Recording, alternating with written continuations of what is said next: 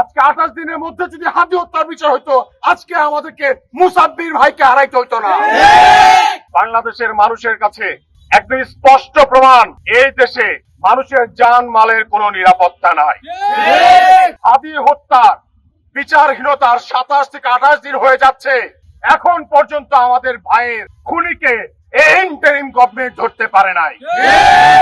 আমরা প্রত্যেকে একসাথে রাজপথে নেমেছি হাদি হত্যার বিচারের জন্য। আজকে 28 দিন ধরে আমাদের ভাইরা এই রাজপথেই আছে, তারা বিচার চেয়ে যাচ্ছে, কিন্তু আমরা এখন পর্যন্ত বিচার পাই নাই।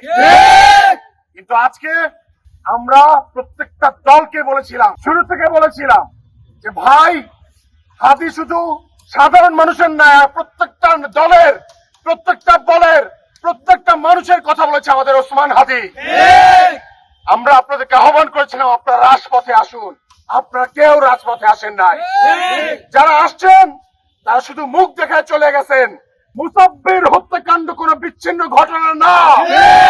আমরা বলতে চাই, আপনারা যারা নেতা আছেন, যারা বুলেট প্রুফ গাড়িতে করে চলে ফেলেন, আপনারা কিভাবে বুঝবেন একটা কর্মীর পরিবারের তার ছেলে যখন হারায়, তার হাজবেন্ড যখন হারায়, তার ভাই যখন হারায়, ওই বোনের কি কষ্ট, ওই মায়ের কি কষ্ট, ওই ওয়াইফের কি কষ্ট।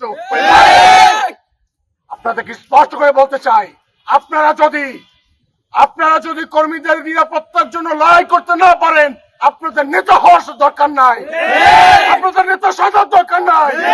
ওই ইন্ডিয়া থেকে পাঠানো কোন নেতাই বাংলাদেশে আর চলবে না ইনশাআল্লাহ। আমরা আমাদের ভাই হাদি হত্যার বিচার চাই, আমরা আমাদের ভাই মুসাব্বির হত্যার বিচার চাই, আমরা প্রত্যেকটা মানুষের জানমালের নিরাপত্তা চাই। ইন্টারিমকে প্রত্যেকটা নাগরিকের, প্রত্যেকটা ভোটারের, প্রত্যেকটা মানুষের জানমালের নিরাপত্তা নিশ্চিত করতে হবে।